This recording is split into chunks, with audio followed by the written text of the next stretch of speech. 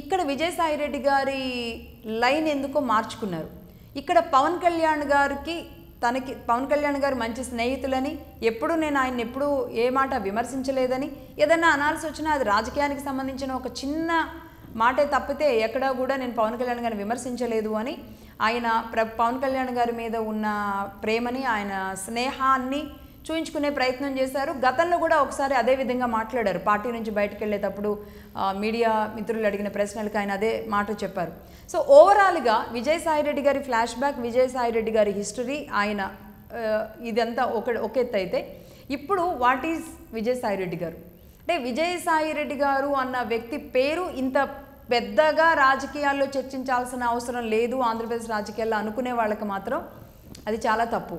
ఎందుకంటే సైలెంట్గా తను ఏం చేయగలడో అది చేయగలిగిన వ్యక్తి విజయసాయిరెడ్డి గారు 100%. ఇలాంటి వ్యక్తి ఇప్పుడు బీజేపీ వైపు వెళ్ళడానికి పవన్ కళ్యాణ్ గారి స్నేహాన్ని ఛానల్గా మార్చుకోబోతున్నారా? లేదు అంటే జనసేనలోకి రెడ్డి సామాజిక వర్గాన్ని, జనసేన బలోపేతానికి ఆల్రెడీ పవన్ కళ్యాణ్ గారు పటిష్టం చేయడానికి ఆ పనుల్లోనే ఉన్నారు అని చూస్తూ ఉన్న నేపథ్యంలో రెడ్డి సామాజిక వర్గ బలోపేతానికి ఏమైనా విజయసాయిరెడ్డి గారు జనసేనకి ఏమైనా పని చేయబోతున్నారా?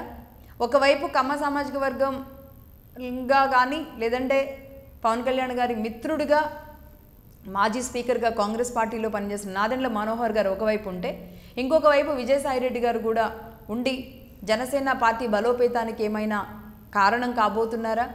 ఈయన మరి అంటే పవన్ కళ్యాణ్ గారి ప్రమేయం లేకుండా ఆయన స్నేహాన్ని ఇంత ఓపెన్గా చెప్పాల్సిన అవసరం అయితే లేదు. అది పవన్ కళ్యాణ్ గారి ప్రమేయం ఉండొచ్చు, లేకపోవచ్చు, లేదు.